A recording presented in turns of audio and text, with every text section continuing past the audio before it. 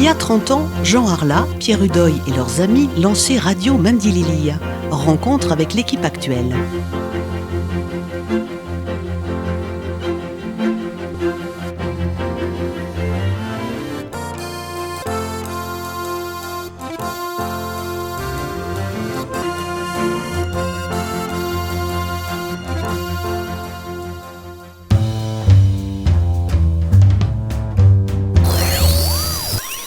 Bonjour, alors bienvenue à tous ici à Radio Mandililia. On a le plaisir d'accueillir l'équipe de Chibero Telebista qui va venir faire un petit reportage sur votre radio préférée.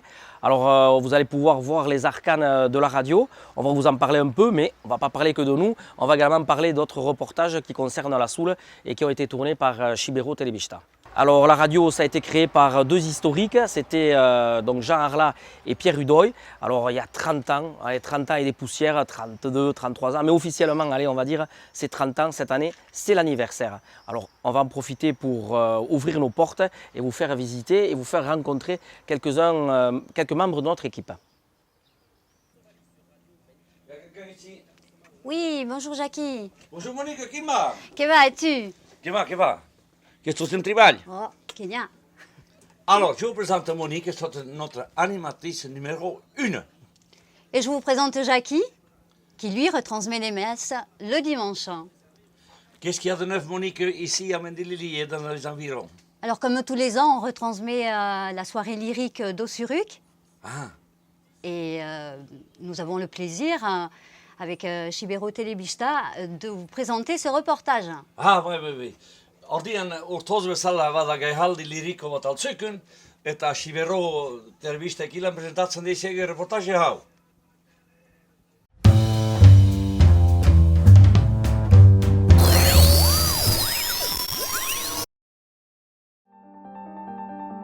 À l'occasion du 20e anniversaire de la soirée lyrique d'Ossuruc, rencontre avec Johan Karikaburu, président de l'association Goïsargui. Bonjour Johan, le chant lyrique a pris ses quartiers dans la commune d'Ossuruc depuis 20 ans déjà, incroyable.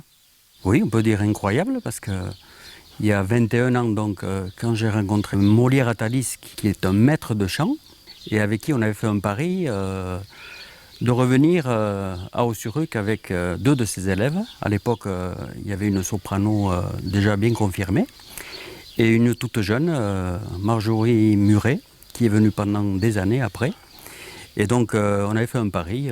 Voilà, l'année prochaine, je reviens avec deux de mes élèves en échange du JT de couvert. Et ça a démarré tout bêtement, on va dire. Et 20 ans après, on est toujours là. Donc c'était en 1996, Voilà. C'était une grande première déjà ici sur la commune d'Ossuruc, mais le chant c'est quand même une tradition au Pays Basque.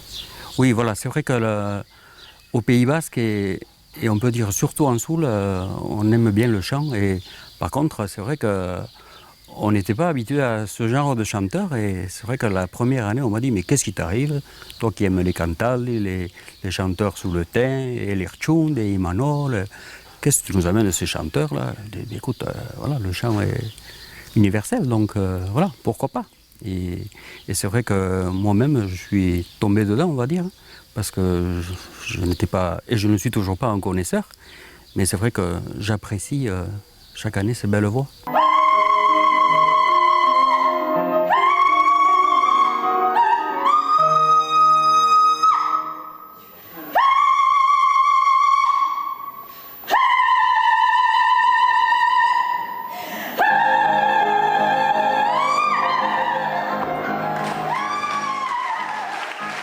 Alors pour vous Johan, comment s'est faite cette rencontre avec le chant lyrique?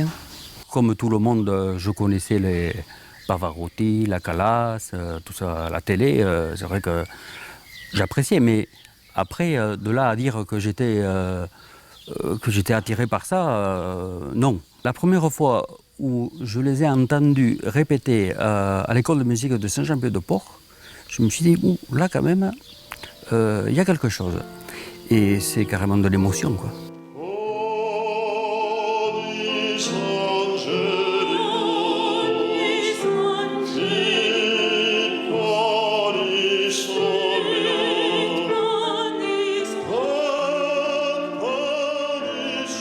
Et 20 ans plus tard, c'est une association, Goisargi, toujours bien active, et qui propose cette année un spectacle assez extraordinaire. Oui, alors pour les 20 ans, on a voulu faire ça avec, comme dit Molière, avec éclat. Ces dernières années, on a des habitués. On a Leila Brédan et Guillaume Dussault voilà, on peut dire que maintenant, ce sont des amis, quoi. Ils viennent régulièrement. Donc Leila qui a quand même fait la première partie de Barbara Hendricks, il faut quand même le souligner. Guillaume qui fait sa carrière internationale. Et Guillaume qui nous a proposé de venir avec sa compagne, une polonaise, une mezzo-soprano. Alors son nom c'est Gosza Kowalinska. Voilà. Je l'ai déjà entendu 2 fois chanter, c'est vrai qu'elle a une très très belle voix. Et Guillaume nous vient avec un copain à lui, un ténor, Paul Gogler, qui est originaire de Strasbourg. Voilà, 4 chanteurs lyriques qui viennent, accompagnés comme d'habitude par la pianiste chinoise Yu Zhu. Et en dernière partie, comme le veut la tradition, on aura Lochote de Oldara, qui était là pour les 15 ans et qui m'avait promis de revenir pour les 20 ans. Et voilà, ils ont tenu parole et donc on a Lochote de Oldara qui va clôturer la soirée. Cette soirée, c'est la soirée étoilée, celle qu'on appelle Gawisartsu oui. en basque. Voilà. Ça veut dire que chaque année, il y a eu cet effort aussi d'intégrer du chant basque. Oui, pas les premières années. C'est vrai que moi-même, j'étais même pas opposé, mais je me disais que ça va donner. Je ne voulais pas tomber dans le cantal, parce qu'on est tellement habitué au cantal d'ici. Et puis c'est vrai que ces chanteurs nous ont demandé, mais on vient au pays des chanteurs, on vient au Pays Basque, on aimerait vous entendre. Et donc je m'étais dit, oui, mais qui va accepter de venir? Et la première fois, c'était Pierre-Paul Blerseitz qui était venu. Et Pierre-Paul Blerseitz avait amené son public. Beaucoup avaient découvert le chant lyrique, parce qu'ils ne faisaient pas l'effort de venir, parce qu'ils se disaient, c'est pas pour moi. Et certains m'avaient dit, si on avait su, on serait venu avant. Et certains continuent à venir, et puis d'autres, voilà, ils vont venir cette année, j'espère. Alors parmi tous ces artistes basques, justement, qui se sont produits à l'occasion de cette soirée, il y a eu des échanges avec ces chanteurs lyriques. Est-ce qu'eux-mêmes y ont trouvé leur plaisir? Ah oui, oui, énormément de plaisir, parce que quand je rencontre certains de ces chanteurs, ils me disent que c'était vraiment une expérience, eux-mêmes certains ont découvert, parce qu'ils ne s'imaginaient pas.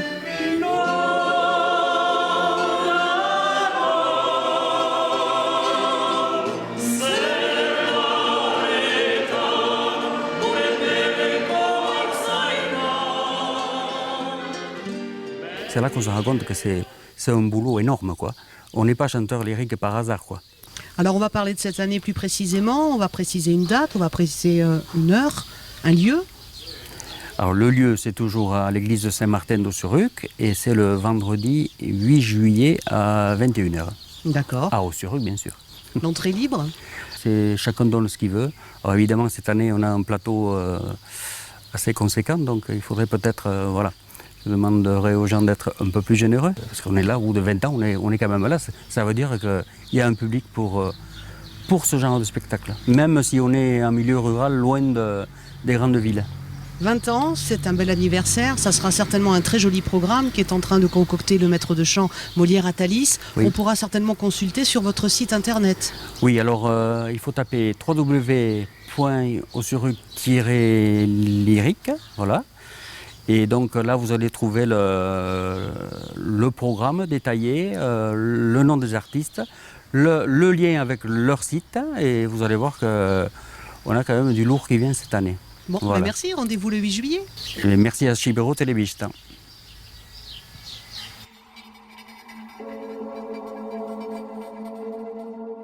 La musique porte en elle une charge émotive, qui est une partie de la nourriture de tout être vivant, je crois.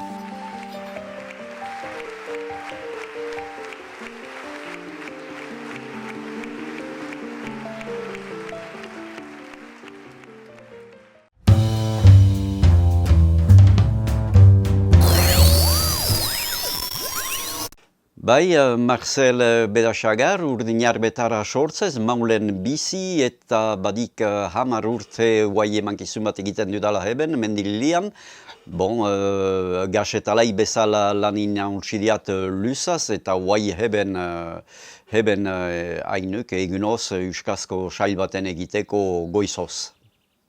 Petit météo, c'est pas tout à fait une invention. En fait, c'était mon voisin quand j'habitais à Tardets. Et ses premiers mots de la journée concernaient le temps qu'il allait faire. Voilà. De là, il y a eu pas mal d'anecdotes. Et puis, Petit météo aussi, c'est un mix avec certains personnages qu'on a pu croiser à l'époque, qu'on voit moins maintenant.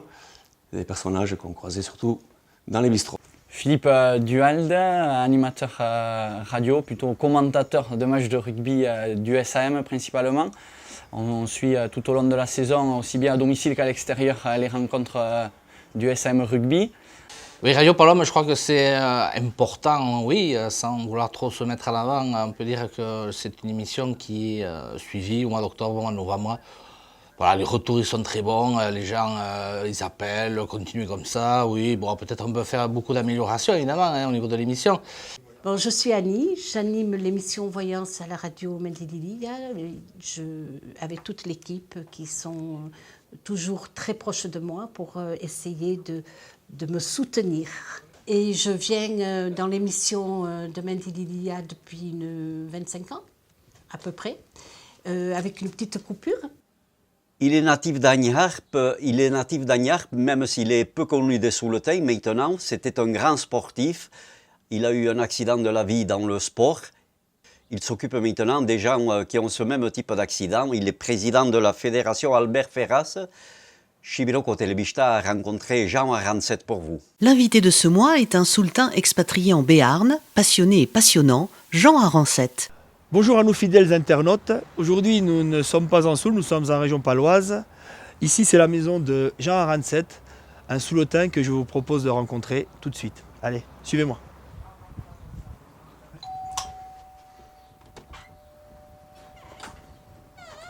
Bonjour. Bonjour Jean. Je te suis? Oui. Très bien.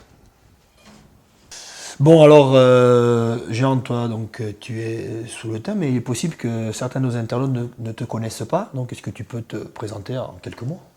Oui, donc je suis natif d'Agniarp. Donc, dans quelques jours, je vais avoir 63 ans. J'ai commencé à jouer au rugby donc, à Moléon en 1963, donc ça ne nous rajeunit pas.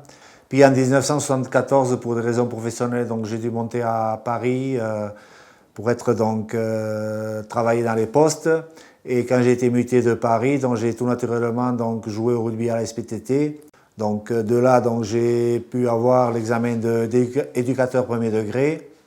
Donc une jeune carrière au rugby à Montréal, à la SPTT, à Paris également, et jusqu'au jour où tout a basculé. Voilà, donc le 13 novembre 1977, donc le matin, j'ai arbitré un match assez difficile qui était Barcus contre Azasp à l'époque. Et l'après-midi, le temps était maussade et je suis allé donc voir mes amis jouer au rugby. Et puis malheureusement, il manquait donc un pilier et je l'ai remplacé. Et en plus, je leur avais dit, ça va être mon dernier match. Et puis ça a été mon dernier match, quoi. Voilà. Qu'est-ce qui s'est passé alors exactement? Eh bien, à la 15e minute, il y a eu formation de mêlée. J'ai le pilier en face qui a refusé l'entrée en mêlée. Et donc, j'ai les secondes lignes qui ont poussé. J'ai la tête qui a heurté le sol. Et j'ai les cervicales qui ont cédé. Voilà. Je me suis retrouvé tétraplégique, c'est 5, c'est 6. D'accord. Donc, il y a eu une longue période de rééducation. Et après, bon, tu peux nous en parler un peu. Et après, on a cheminé vers la fondation d'une association au départ. Voilà, donc oui, c'est sûr que au départ, à 24 ans, quand vous vous trouvez sur un lit d'hôpital, ne rien bouger, c'est long, c'est très long. Et en 1980, donc j'ai pu reprendre donc une activité professionnelle. Je faisais l'accueil, l'informatique à la direction de la Poste, et cela a été très enrichissant pour moi parce que j'ai un caractère à ne pas vivre seul. J'aime pas la solitude, donc je me suis ouvert aux autres et les autres me l'ont bien rendu. D'accord. Et donc actuellement, donc, tu es président de la fondation Ferras. Est-ce que tu peux nous expliquer déjà la genèse de cette fondation et puis un peu comment ça fonctionne et quel est son rôle? D'abord, en 1985, nous avons monté une association qui s'appelait Rugby Amitié, puis qui est devenue Rugby Espoir Solidarité. Cette association a apporté une aide morale et donc nous avons étudié la façon dont on pourrait aider financièrement les grands blessés du rugby. Et c'est là qu'est née en 1990 la fondation Albert Ferras FFR qui porte le nom de l'ancien président. Donc l'association Rugby Amitié est devenue la fondation Albert Ferras suite à des échanges avec la fédération alors. Oui, tout à fait. Donc nous nous sommes rencontrés la première fois avec M. Albert Ferras. Nous nous sommes bien expliqués. Nous avons fait 3 ou 4 rencontres. Et après, nous sommes devenus amis. Et il a compris le combat que nous menions pour que le blessé du rugby ne soit pas isolé dans son coin. Donc Jean, ça fait donc 26 ans que tu as la fondation Albert Ferras en tant que vice-président et maintenant en tant que président. Donc je suppose que tu es quelqu'un de reconnu dans le monde du rugby actuellement et je suppose que tu as dû faire des rencontres assez importantes. Est-ce que tu as des souvenirs à nous rappeler sur ce long parcours? Oui, sans doute le souvenir le plus important que j'ai, c'est le 10 novembre 1990 où nous avons lancé cette fondation. La France avait perdu à Paris. Mais nous avions beaucoup gagné puisque M. Ferras, à l'époque président de la Fédération française de rugby, avait lancé cette fondation. Et je me souviens au banquet officiel, donc M. Ferras parle des blessés du rugby. Et nous avons le président des All Blacks qui vient nous saluer. C'est un moment très fort. Après, j'ai bien sûr rencontré beaucoup de personnes comme des joueurs de rugby comme Bastia. Après le docteur Penn qui m'avait amené le ballon de 1977 du Grand Chelem. Après j'ai rencontré Pascal Ondas avec qui on est devenus amis, Philippe Daintrans, Garué, après Galtier.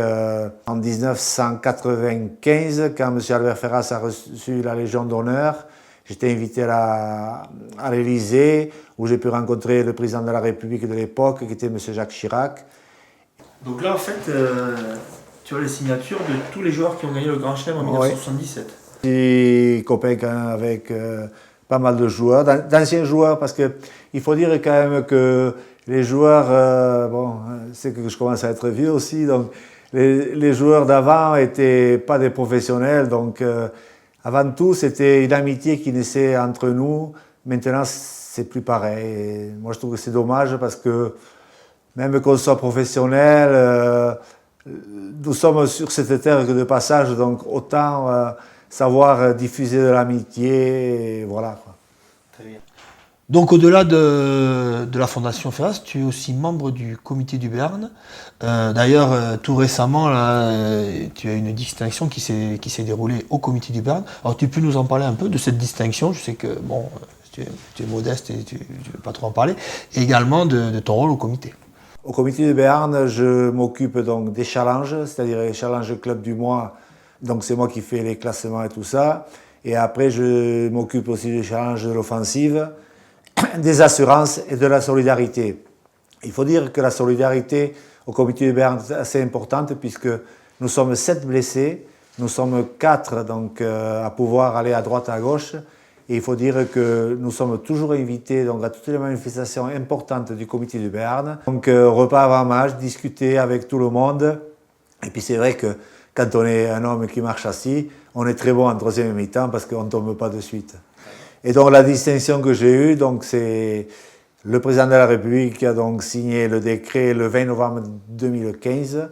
Et on m'a remis, j'ai été nommé chevalier dans l'Ordre national du mérite. Voilà, je ne sais pas si je le mérite, mais bon, j'ai eu toujours cette distinction. Ça fait plaisir, mais dans la vie, il faut savoir donner sans attendre de retour.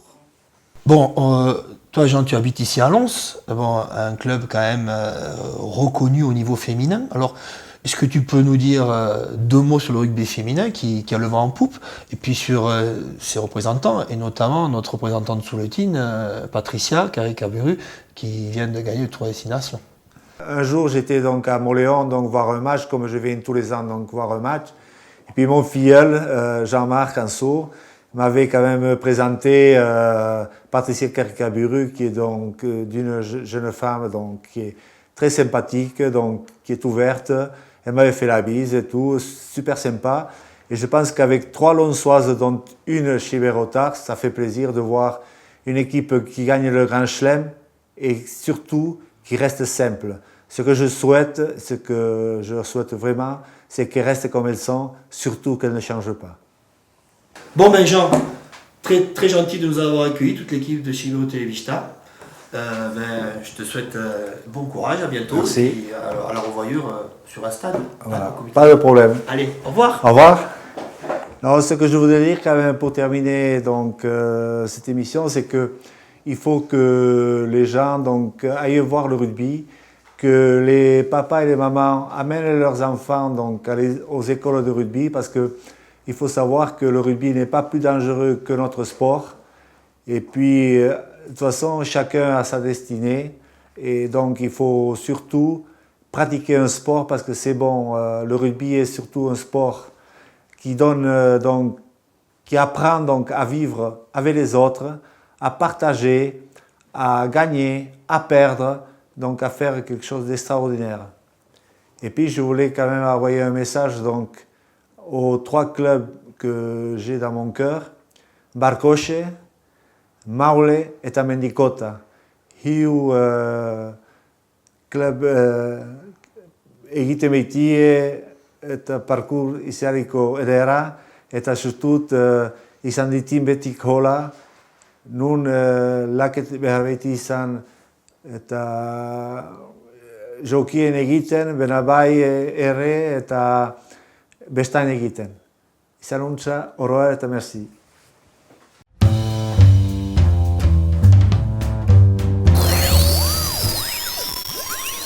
Oui, alors une activité supplémentaire à la Radio Mendililia, mais ça date de pas mal d'années.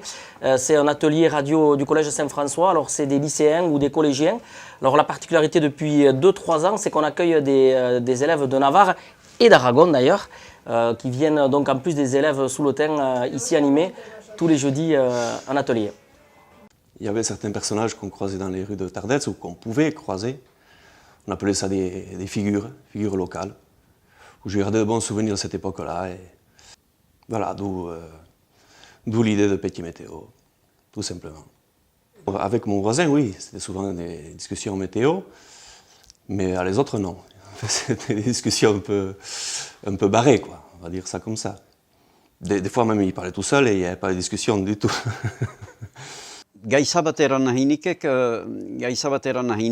nik estiatuska Julianike bestek ben hobeki emaiten, eta nekezi handiak batiatzat euskaz aitzeko, bena kaso emaiten diat haleik euskain ahoskatzian, eta hor iduizitak noku bat bezala badela guai geugot habo, iratietan eta nun nahi kumesetan entzuten dielaik gentik, duk erre hoi galtzen nahi dela, rota ezagunduk geugot habo euskan, eta rota ez duk euskan ezai behar lizatekin gaiza, eta hori kaso emaiten diat bereziki. Alors, je fais de la voyance depuis l'âge de 5 ans, où il fallait se taire. La famille nous disait taisez-vous, il ne faut pas dire les choses, c'est pas bien. Et puis, bon, après j'ai arrêté. Quand j'étais au collège, les surveillants, les surveillantes venaient me voir pour que je leur dise ce qu'ils allaient, surtout les amours. Voilà. Donc, c'était pour eux très important. Et depuis lors, je fais toujours de la voyance. Donc, je me prends comme support les cartes, mais je ne les regarde pas parce que je vois dans ma tête des images que j'essaye d'expliquer, tout simplement. Alors, ma méthode de voyance, c'est un jeu de 32 cartes, tout simplement. Et j'ai besoin d'un prénom pour pouvoir... quand les gens m'appellent, j'ai besoin d'un prénom pour entendre leur voix et essayer de comprendre leurs besoins.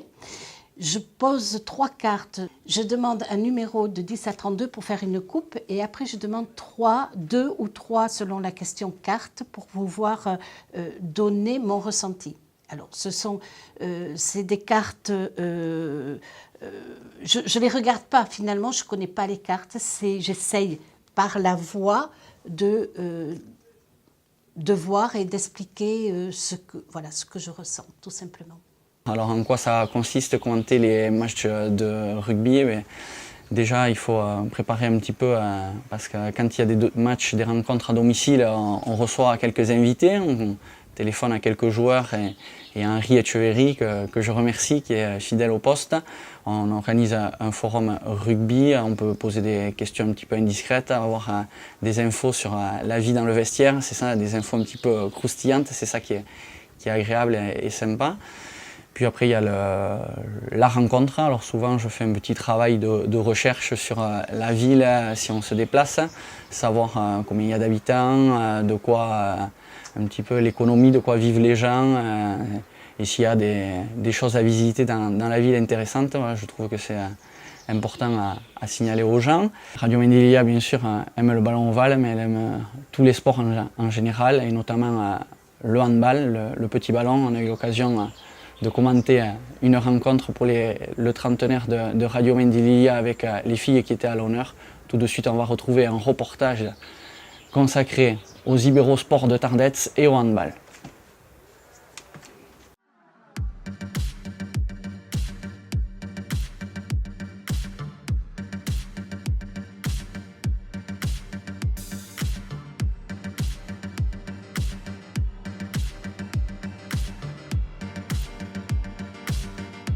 Le club de hand de Tardets, le Zibero Sport Tardets, a été créé, alors je ne suis pas très fort dans les dates, mais il me semble que c'est en 1953. Ça fait 3 ans qu'on avait fêté les 60 ans. Il a été créé par un prof de sport qui venait du Nord, qui était venu au collège de Tardets, et il s'était aperçu que les joueurs de pelote avaient des aptitudes pour les mains, donc il les a initiés au handball.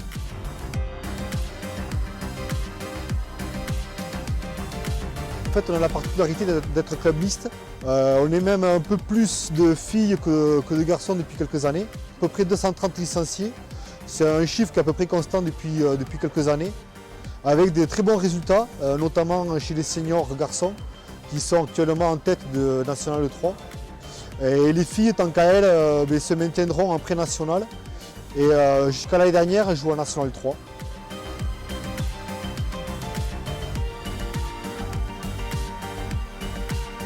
Ce soir, c'était le dernier match qu'on effectuait à la maison. À la maison, donc on se devait de montrer une bonne image, une bonne image du groupe. En jouant bien, remercier tous les gens qui nous ont soutenus tout au long de l'année, et aussi tous les gens qui vont chercher les sous à droite et à gauche, tous les gens qui donnent les sous pour qu'on puisse évoluer à un niveau honorable. Donc on se devait de faire tout ça ce soir, et je pense qu'on a mis tous les ingrédients, on a mis de l'envie, et voilà, et ça a été un beau spectacle, je pense. Oui. Voilà.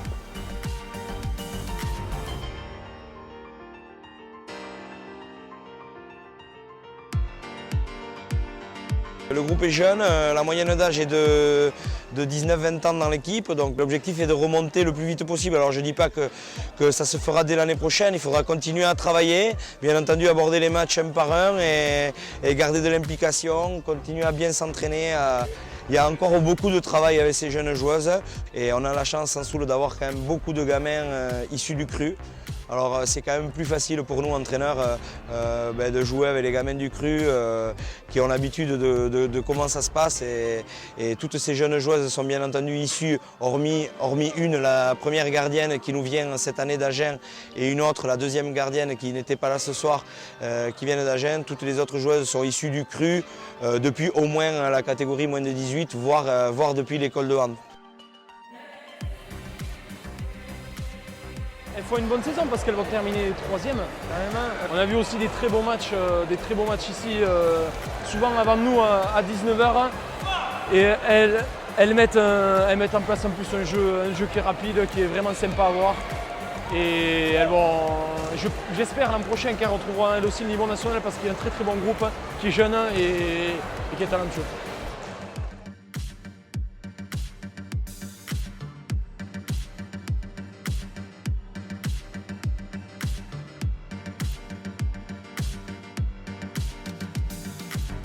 suis entraîneur de l'équipe senior depuis 2 ans et demi, puisque il y a 2 ans et demi, on avait eu un petit souci avec le coach précédent, avec qui ça s'était très bien passé d'ailleurs jusque-là, mais il arrivait un peu sur une fin de cycle. Moi, j'étais encore joueur et en fait, j'ai pris sa place au pied levé, je dirais, puisque on avait pris la décision le samedi de changer d'entraîneur et vu qu'il n'y avait personne de disponible ailleurs, c'est moi qui suis passé du statut de joueur à celui d'entraîneur. Et donc maintenant, je me retrouve entraîneur depuis 2 ans et demi de cette équipe. Et on a essayé de faire de notre mieux pour nous améliorer et franchir un palier, en tout cas en termes de jeu. Donc aujourd'hui, c'est peut-être pas le plus grand match de la saison, mais nos joueurs ont été valeureux et ont montré de belles valeurs, c'est ça le plus important. On avait pas mal de pression, je pense que ça s'est senti de l'extérieur. Après, on a été poussé par le public et je pense que ça a eu un impact, à mon avis, ultra positif concernant l'issue du match. Le public a répondu présent toute l'année. On a fait ça le comble, franchement, à tous les matchs. Alors, toute l'année, ils nous ont poussés et c'est ça qui nous fait remporter 10 matchs sur 11 à domicile. Ouais, il y a vraiment un beau groupe. Il faut savoir aussi qu'ils travaillent vraiment beaucoup. Il y en a qui s'entraînent 3 fois par semaine. Il y a un gros travail fait de leur part et de la part des coachs pour préparer les entraînements. Donc franchement, bravo à eux pour tout ce qu'ils ont fait. C'est vraiment très bien tout ce qu'ils ont montré, quoi. Donc après, on est un club historique dans le hand dans les départements. On est l'un des clubs les plus reconnus. Peut-être pas le plus médiatique, peut-être pas le plus gros, mais on est l'un des plus vieux, historiques, toujours là, et toujours avec la rage pour vaincre.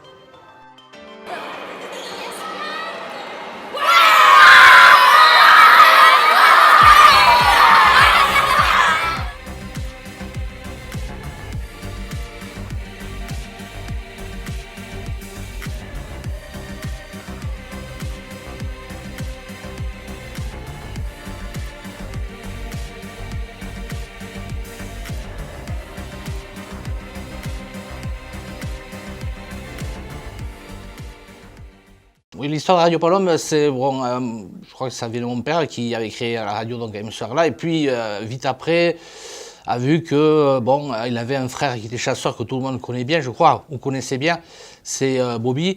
Et effectivement, voilà, il a vu qu'à l'époque, il n'y avait pas le portable, il n'y avait que le téléphone, le fixe, il n'y avait pas Internet, tout ça, donc il n'y avait pas de lien entre les chasseurs. Voilà, ils étaient un petit peu esselés dans leur cabane, ils auraient aimé bien savoir ce que faisaient les autres, etc. Voilà, et puis un correspondant, un seul, bon, le frère de mon père, Bobby, il allait au centre commercial à Irati, voilà, à telle heure, parce qu'il fallait bien se caler en horaire, vu qu'on ne pouvait pas faire autrement. Donc voilà, téléphone, il sonnait là-bas, et puis voilà, bon, Bobby décrochait, ouais, mon père au bout, alors il faisait taire tout le monde, paraît-il, taisez-vous, il y a mon frère qui appelle. Taisez-vous, il y a mon frère qui appelle, je passe à la radio, voilà. Et il donnait les nouvelles d'Irati, voilà. On se souvient d'un certain Michel, par exemple. Ah! À qui la faute? Voilà. Vilain moineau, ouais. Vous pouvez chanter des mix à Gourchiberoua de Étoile des Neiges, et voilà, des choses comme ça. Des choses un peu barrées. Et puis, je sais pas, j'aimais bien ces personnages-là, j'en ai gardé un bon souvenir. Il y a même un certain côté poétique, on va dire. Voilà. Et c'est des personnages qu'on ne retrouve plus trop, malheureusement, je dirais. Oui, ces gens m'ont donné l'inspiration, oui. En fait, il n'y a pas grand-chose à inventer. Hein. Il suffit de se souvenir, c'est tout. D'avoir de la mémoire, quoi. Alors, ces choses-là me remontent en tête. Voilà, des délires, quoi, en gros. Hein. Beaucoup de délires et des choses absurdes aussi. Voilà. Après, par contre, en ce qui concerne les prévisions, il faut préciser que c'est pas des inventions, c'est quand même le bulletin météo français. Voilà. On n'invente pas les prévisions, j'aurais un peu de mal à le faire aussi, quoi. Ça arrive que je me trompe pour X raisons, ça arrive, mais les gens ne reviennent pas, tout simplement, ou ils m'évitent, puis voilà. Mais ça peut arriver, et ça arrive, je dois reconnaître que je ne suis pas comme le bon Dieu, hein, mais oui, ça arrive que je me trompe. Bon, Radio Mendililia, je le disais, c'est une grande famille. Alors, une grande famille, il y en a une partie ici. Alors ça, c'est vraiment une photo historique, c'est celle des 30 ans. Alors, parmi toutes ces personnes qui ont participé à fabriquer ou à créer Radio Mendililia, il y a bien sûr Jean Arla, donc Benoît Etchegoyen également. Donc, c'est les précurseurs de la radio. Et donc, tous les autres leur ont donné un coup de main à créer les studios de Radio Mendililia. Et l'aventure continue maintenant avec le fils de Jean Arla, donc le Jean-Claude, qui est le coprésident avec Philippe Orendi. Et voilà, il y a aussi Joël Etchegoyen qui est la belle-fille de l'un des créateurs de la radio. Donc c'est une histoire de famille qui se poursuit encore en 2016. Alors, il va y avoir des hauts et des bas. Il va y avoir, c'est une réussite parce que dans l'ensemble, c'est une réussite, tout simplement parce qu'il y a d'autres groupes qui vont faire appel à vous. Il y a des gens qui vont essayer de faire des choses qu'ils ne savent pas faire. Donc vous avez un savoir qui est un peu pour tout le monde. On essaye de comprendre votre savoir, donc il va y avoir des gens qui vont venir vers vous. Par contre, il y a un gros groupe qui est d'une petite ville qui va essayer de vous écraser. Soyez très prudents de ce côté-là.